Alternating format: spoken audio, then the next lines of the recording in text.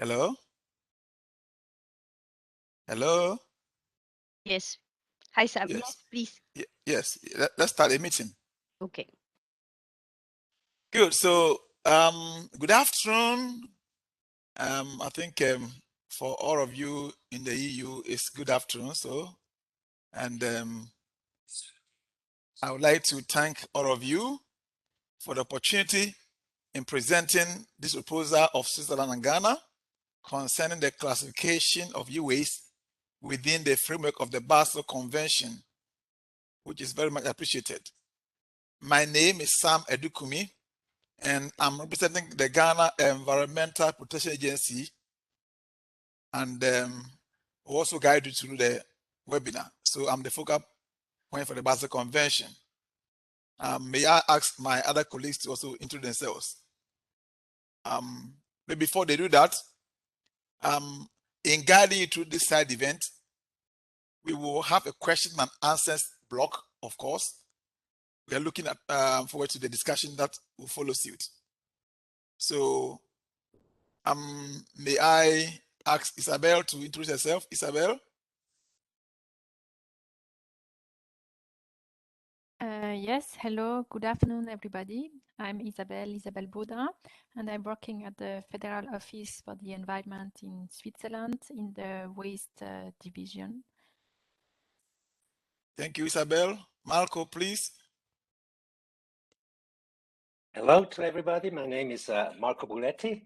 I'm used to work in the Federal Office for the Environment. Now I'm retired, but I'm still working and hired by the Federal Office for the Environment. So I'm also speaking on behalf of Switzerland. And I would also like to welcome everybody and also say that this is a series of webinars that we are presenting to you. We already had 2 for the African region in French and English, this morning for the Asian region. Now we are with the CEE. Tonight or later this afternoon, we'll have such a presentation for the GRULAG. And also to inform you, we also intend to make such a presentation later on, probably in January sometimes, for the VIII region. So thank you, Sam.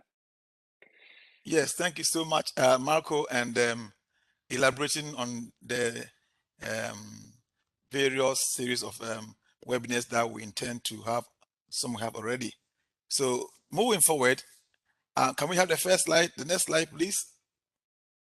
Yes, so I will be presenting to you the proposal in short that give us some background information and the purpose for the proposal. Then we will also have a detailed look at the newly proposed classification of e-waste and how it fits into the ongoing work on the annexes of the Basel Convention. And then finally, we will give you an outlook about our planned next steps. And of course, questions and answers will be on. The next slide, please. So, submission. Yes, Switzerland and Ghana have forwarded an official amendment proposal concerning the classification of waste, electronic and electrical equipment, what we call WEEE, for discussion and possible adoption at the COP conference parties, the 15th conference parties of the Basel Convention. And the official deadline for this amendment was actually 19th of July, so into of January 2021. And the 14th December 2020 was an I think immediate deadline so that we can have sufficient time to do such a proposal. The next one, please. So you can see from the scheme on the screen, we are letting you know the situation today and what our amendments seek to do.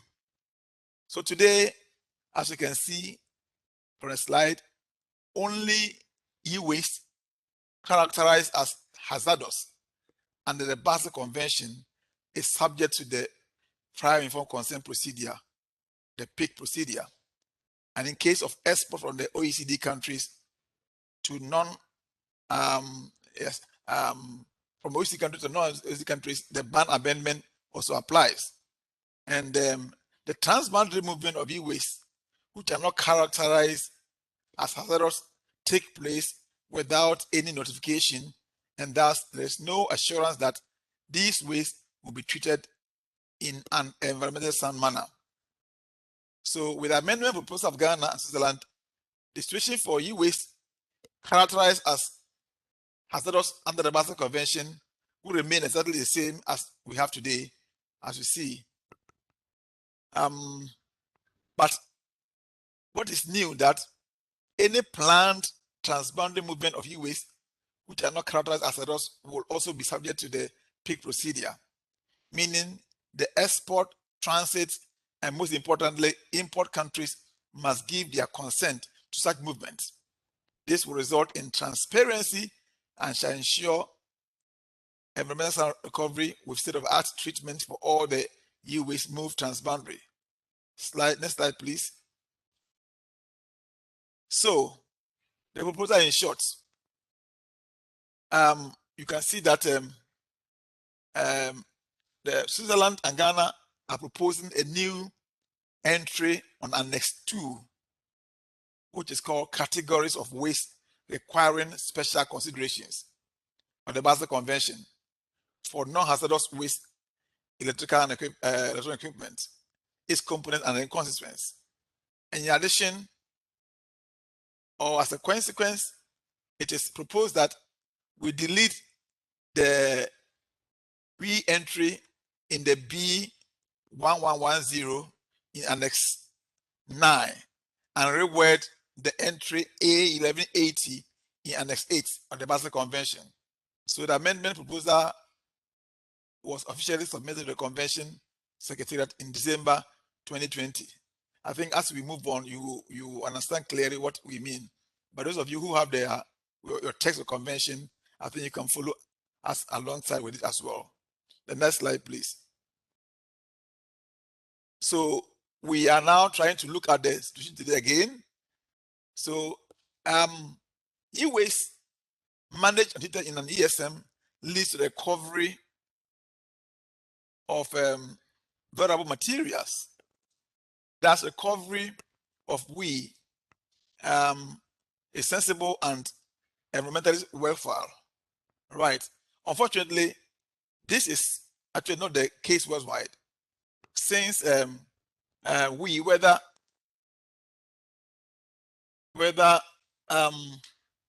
classified hazardous or not, if not treated with the state-of-the-art technology, can harm human health and environment. Example, open burning of the or acid leaching of printed circuit board. So actually, I don't know whether I'm really looking at. Can you go back once and let me see whether I am omitting something? No. Okay, forward. And the next one. Okay. So, sorry. I think yes. Let's go back to where I was. So we're saying that if you look at maybe the worldwide generation of the waste, 17.4 of this waste generated worldwide is treated in the ESM, whilst about 82.6 is undocumented. So all recycling activities are not keeping pace with actually the global growth of the e-waste. And we can find this one from the Global E-Waste Monitor of 2020. And meaning that huge amounts of e-waste are not managed in ESM, and they are not really directed towards any state-of-the-art recovery, including those which are moved transboundary. Next one, please. So what are the impacts of the e-waste or e-waste treatment? First of all, let's look at the environment. Then we'll look at the human health and the challenges for developing countries as well. For the environment, there are burdens to the air, water, and soil through open burning and acid leaching and uncontrolled dumping, and also loss of resources.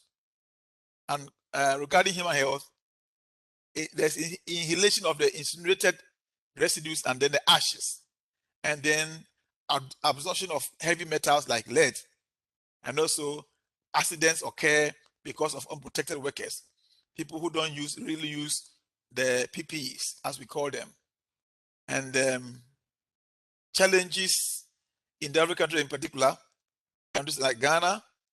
We have uncontrolled imports of e-waste, which are often directed to the vulnerable countries, and we don't have the necessary treatment structures in place. So there's an environmental burden and burden to human health as well. We have social problems, and then children at risk. The next slide, please. So let's take a quick look at the figures we are talking about. It remains a fact that WEEE is one of the fastest growing waste streams. In 2019, for example, more than 50 million metric tons of WEEE were produced. So the tonnage of e-waste, if you project it, say to 2030, we may have about 7,000. If you compare what you call the Eiffel Towers, it means that we're going to have about 7,400 of such things.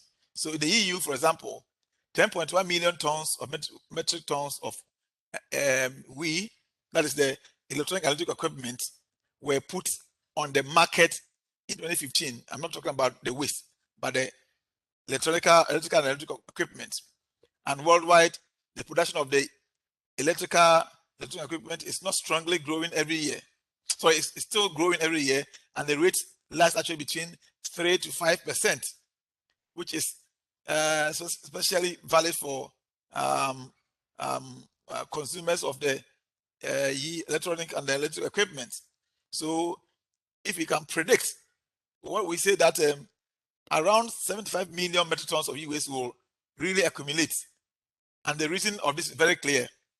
It is growing, the growing demand of the electronic and electrical waste, and the continued development of new raw materials, always a problem. So in addition, the lifespan of many e products also becomes shorter, and that triggers the demand and the amount of the waste generated. So, concerning the transboundary of the waste, if you look at literature, we don't have much data on the transboundary movement from a global point of view, but the UNU report of 2020 actually estimates that between 7 and 20% of e-waste or secondhand products have been moved or are moved transboundary. This results in a potential of around 4 to 11 million metric tons yearly. And with the background that more than 80% of the fate of e-waste is not known, we will say that this leads to a conclusion that the agency directing all e-waste to ESM becomes more and more immediate, because after that we will not have the figures and we will live in a fool's paradise, as they call it. So we can have all the references that we have quoted so far. I think on the screen you can see it. So let's move to the next screen. Yes. So recovery of the waste electrical equipment and management of it in an ESM will lead to vulnerable materials. As we said, you can see from the table, the gold, the aluminium, and the all the copper and the cobalt and the iron and the germanium, all the metals there which are useful. We can see them from the table, and these are vulnerable metals that we think we can recover them if we have a good treatment facilities that we do. So what it means that the recovery will be really sensible and also ecologically worthwhile. And the UN report actually again estimates that intrinsic raw materials value of this worldwide, in this waste, meaning the gold, the copper, and the plastics, which in 2019 is about $57 million, which is huge and very important. And of course, the ESM the recovery also means that when we are treating this waste, the harmful constituents are also removed, and the disposal is not properly done. So you can get the valuable things, but how you also dispose of the waste is another issue. Can you move on to the next one, please? So what it means is that we need to really have a good documentation, because only about 20% of the waste is documented, and we believe that we are losing a lot of materials globally. So on this slide, actually, what we are saying is that we must address the ESM of all e-waste. So the transfer of all the e-waste is component, and the consequence must be directed towards 1, environmental sound manner, and 2, sound recycling with state of art technology, and also having a maximum recovery of the resources in an ESM and the final disposal of the non-recoverable material as well. So it means that we want to apply the PIC procedure to all the as a prerequisite for the assurance of the ESM of all such waste categories. It's important that, we have this kind of application, otherwise we will lose valuable materials, and also the waste, we can account for them where they're going, but the PIC procedure will actually account for all of them. The next slide, please. So we are going to actually look at some of the benefits of the amendment. I think the proposal is really expected to have to make or to enable us to have a transparency and in monitoring all the transboundary movement of the waste. The PIC procedure for the TBM of all waste, leading to giving us reliable information and the figures that we need, so that we can really talk about it in a holistic manner. Also, we will protect our vulnerable countries from unwanted imports, since with the PIC procedure, they will be better informed. So there will also be better protection for the environment and human health, and also ensure state-of-the-art recovery. And of course, there will be sustainability of the whole recycling chain and the system in place. This is actually a contribution towards what they call the circular economy. So much more material actually remain in the production cycle if we want to really do a proper recovery, and then we also avoid the huge amounts of the valuable resources which are also important for our natural and financial resources. So let's talk about the ESM. Let's talk about the e-waste entering the environment and landfills, and then disposal of the natural resources which you must preserve. So I think at this point in time, I would like to ask my colleague Isabella to continue the next slide. Isabel, the floor is yours, please. So thank you, Sam. So now I would like to propose that we look at the amendment proposal a bit more in detail.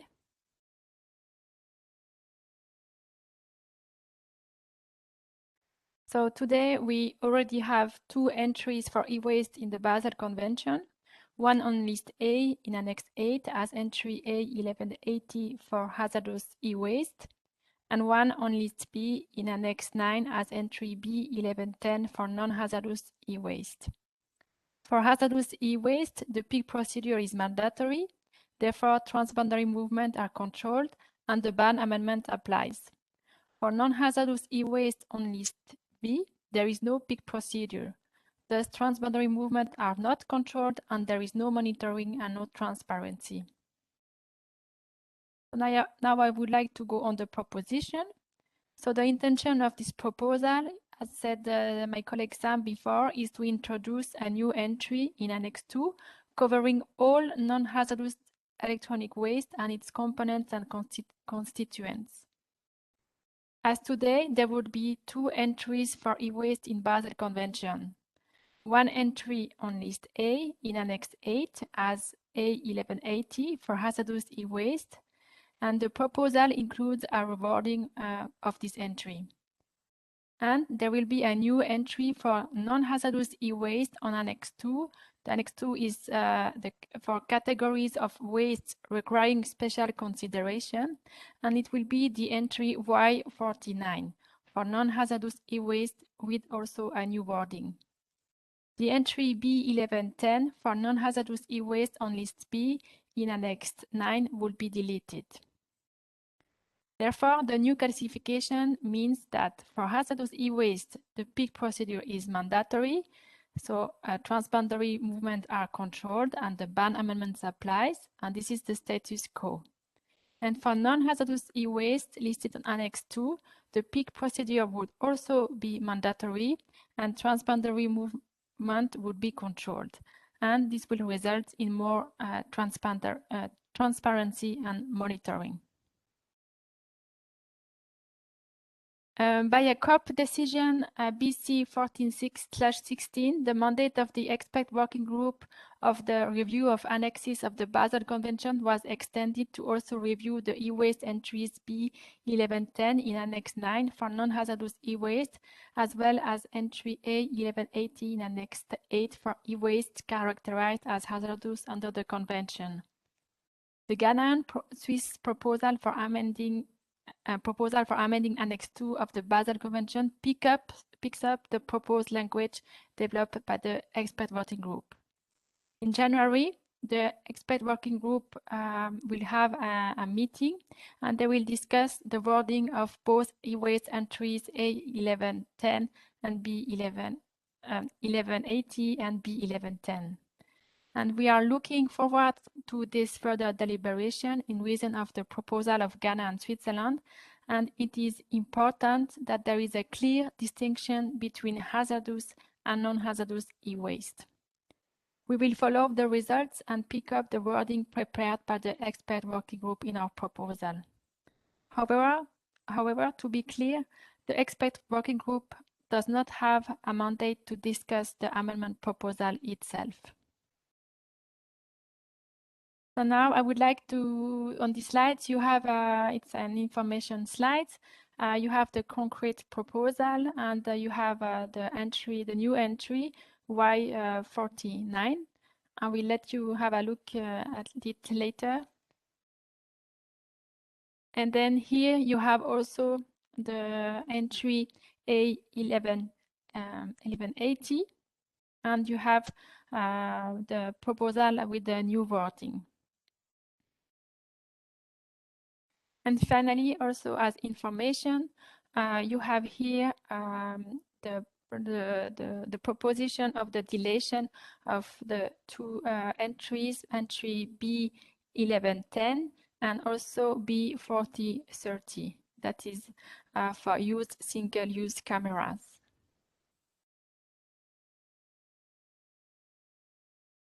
So in summary, the objective of the proposal is to have a PIC procedure for all electronic waste that are subject to transboundary movement.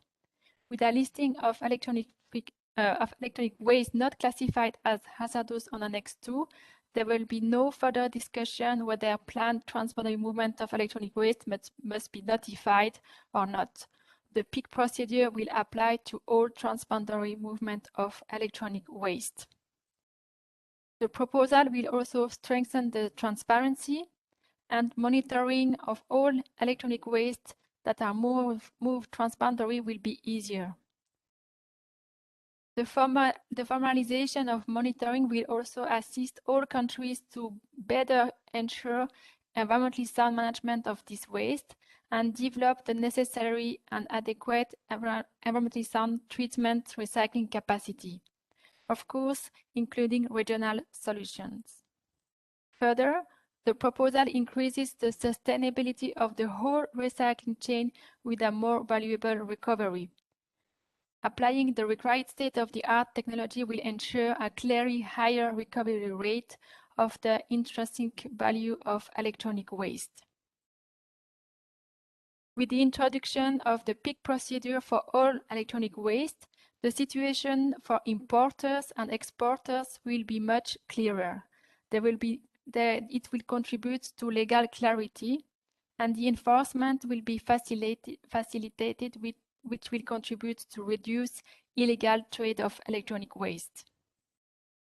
With this new proposed classification, the ban amendment of the Basel Convention for hazardous electronic waste will still apply.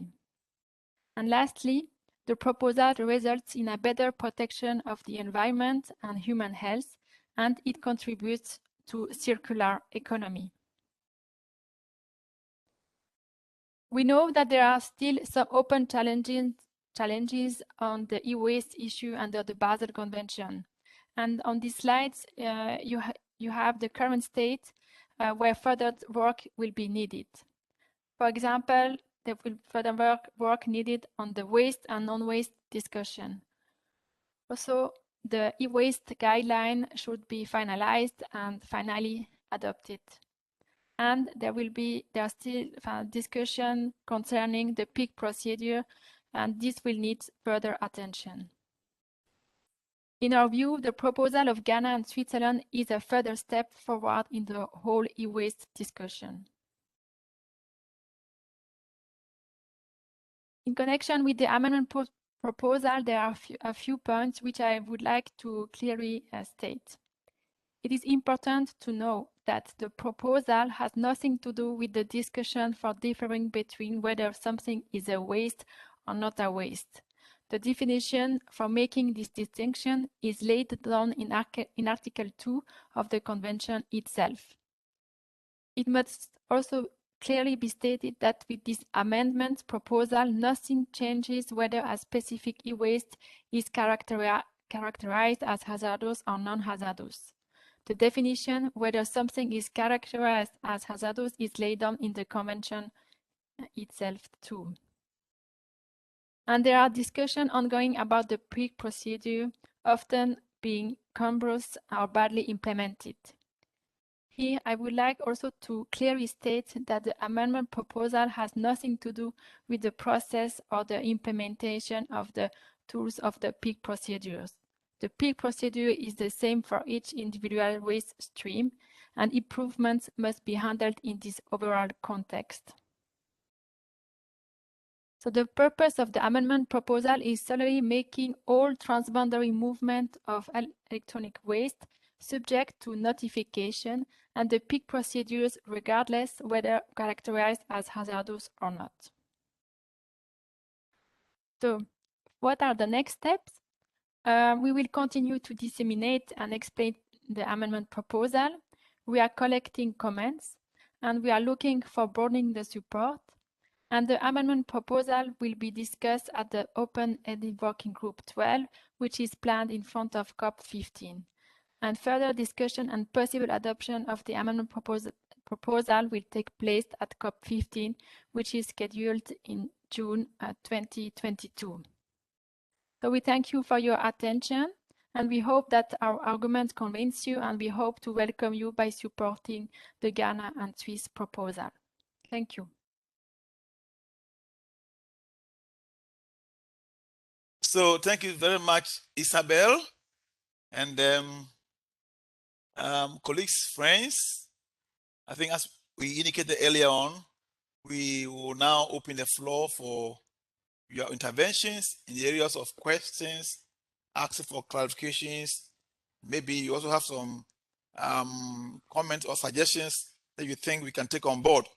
So we are open to all those things. And then, so me, myself, Isabel, and Marco are standing by for such interaction. We'll ask the secretary to help us maybe locate any hands that are up and also some information to the chat box as well. All right, so time for the interactive aspect. Waiting for your hands raising. Please feel free to raise your hand. You click the hand raise icon and then we will see it and then give the floor to you. Of course, you unmute yourself and then you can pick it up.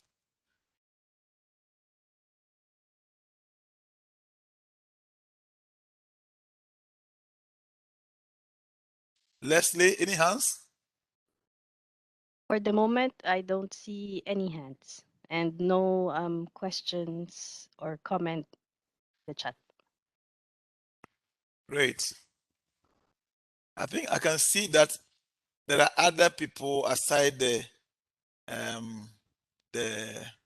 Eastern European countries. I could see some colleagues from Nigeria and also Japan and other places, which we appreciate so much.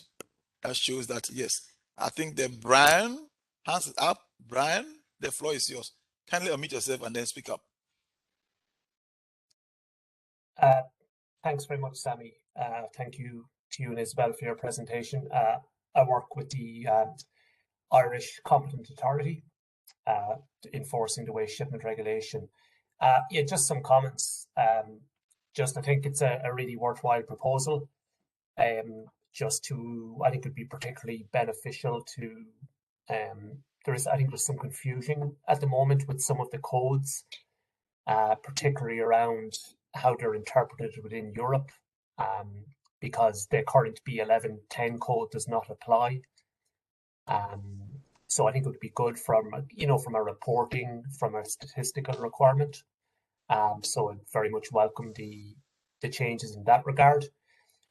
On a practical level, I'm not sure how much difference it would make for shipments from Ireland. The vast majority of electronic waste is already shipped under PIC or notification, because we would regard a lot of the, say for instance, the non-hazardous, we would still regard it as a mixture. So for instance, even if it has its hazardous components removed, it still gets shipped transboundary as a mixed waste under notification.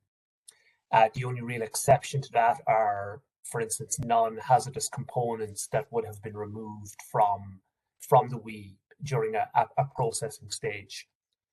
I just see Isabel wanted to emphasize as well that, this proposal doesn't look to help with the discussion regarding the distinction between waste and not waste, but for us that is still the big challenge when it comes to these shipments. And we do have some tools that are able to assist us, and I totally understand you're not trying to assist in that particular discussion, but just from our own point of view, that would be still our greatest challenge regarding WEEE exports.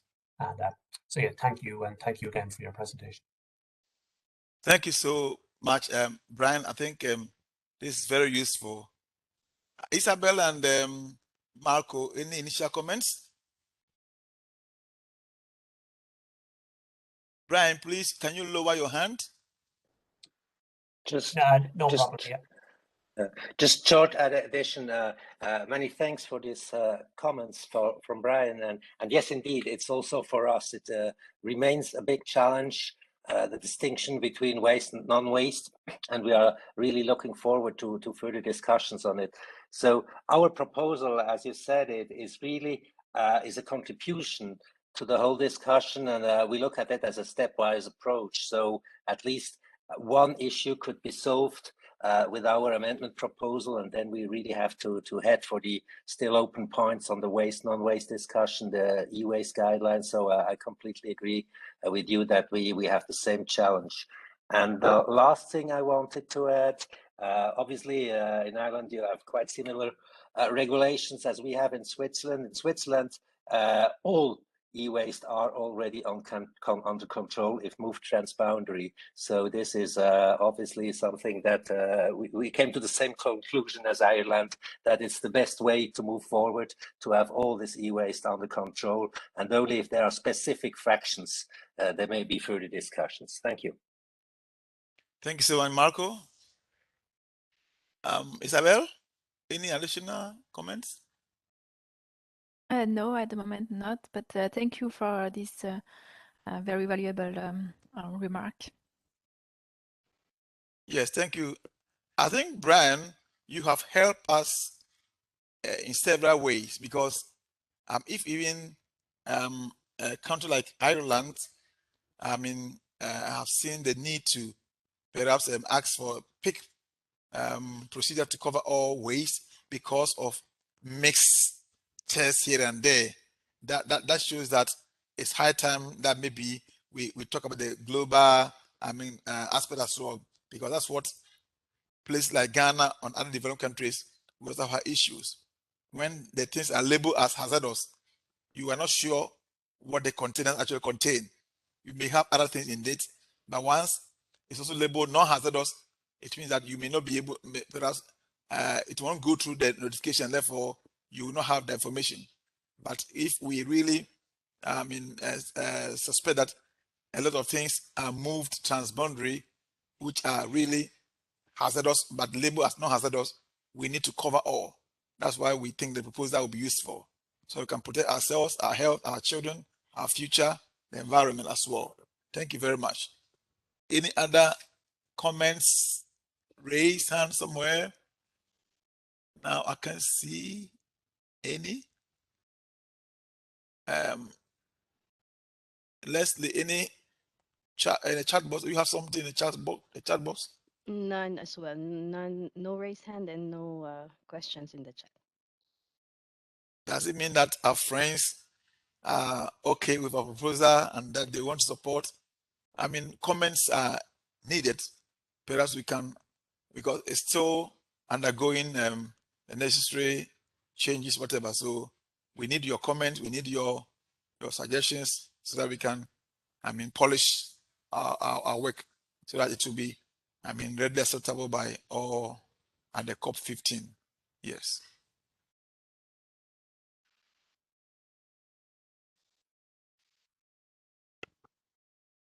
Still waiting and see if there are hands there. But in the absence of any other questions, whatever, Marco, do you have any extra things to share with us? The only thing, you see this last slide still on the screen with our contacts. We are very happy to answer any additional questions, and we just contact us if you have questions and if we can clarify. We already received quite a lot of technical questions, what is exactly meant, what is included, and so on. So we are really happy to respond to such questions.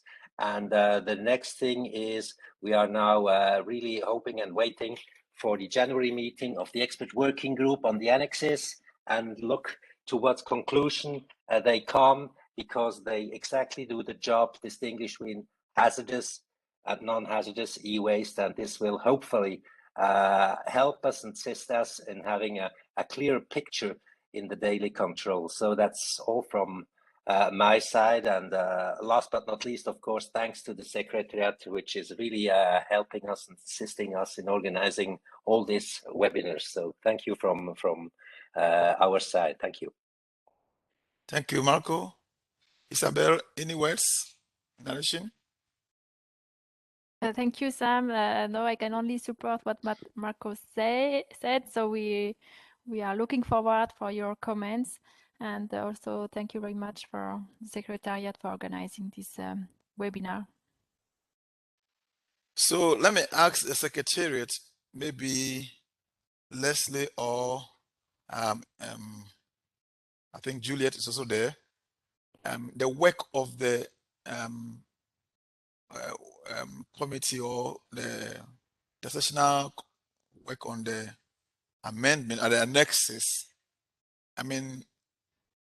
Is anybody, can anybody take part, or how is it? How can people also get to know about it, since these days we don't have face-to-face meetings? Juliet? Yes, thank you, Sam, for the question. So the expert working group on the review of annexes, yes, has on its part of its mandate the review of Annex IV, Annex I and III, and also the e-waste entries in Annexes 8 and 9. And initially it was lumped up in this mandate of the expert working group because those e-waste entries have in cross-references to disposal operations, which is, the review of Annex IV. So that's how I think those two e-waste entries, came into the mandate of the expert working group.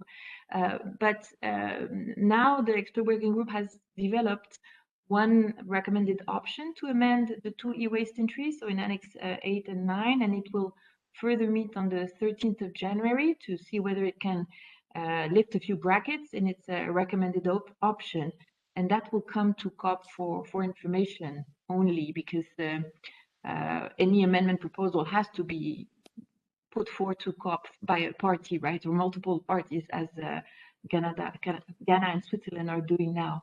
And if you wish to participate in the expert working group, there is a membership that is regionally balanced across the 5 regions of the UN. There are still some seats that have not been that are not occupied by some parties. So those parties, it's still possible to join as a member the expert working group, but otherwise it's also possible to participate as an observer, to listen in to the discussion. Okay, so we can find all the information on the website of the convention. Is that correct? That's right. And okay, if there are any specific questions, I'm happy to answer them by email. Okay, thank you. I think we'll appreciate very much if maybe such information also could be carried alongside. We still have some time at our disposal, and we are asking our colleagues if you to feel free, and then maybe some suggestions or demands or answers or questions, so that we will be able to carry the amendment through, which is our desire that to go through. So we want the support from all the regions, and you can also maybe look at the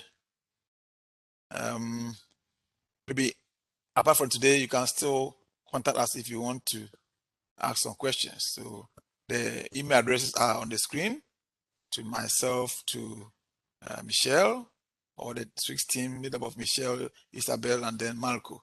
And then you can even contact the Secretariat, and I think they can, help you get access to us as well. So I'm not sure whether we may want to raise the curtain here. I'm not seeing any other question, but in the absence of questions and suggestions, maybe also like to thank all of you for taking time of your precious time and then joining us for this important amendment proposal. And we thank the Secretariat very much for being there for us to also, serve as a vehicle to get our proposal to the parties and other observers and people who are of interest to our proposal. So thank you, and perhaps talk to you again another time. Until then, it's bye for now. Right. Thank you. Goodbye. Okay. So bye. Bye-bye. Thank you. Thank you. Bye. Very clear. Bye. Bye. Compliment to Thank the you. season. Bye.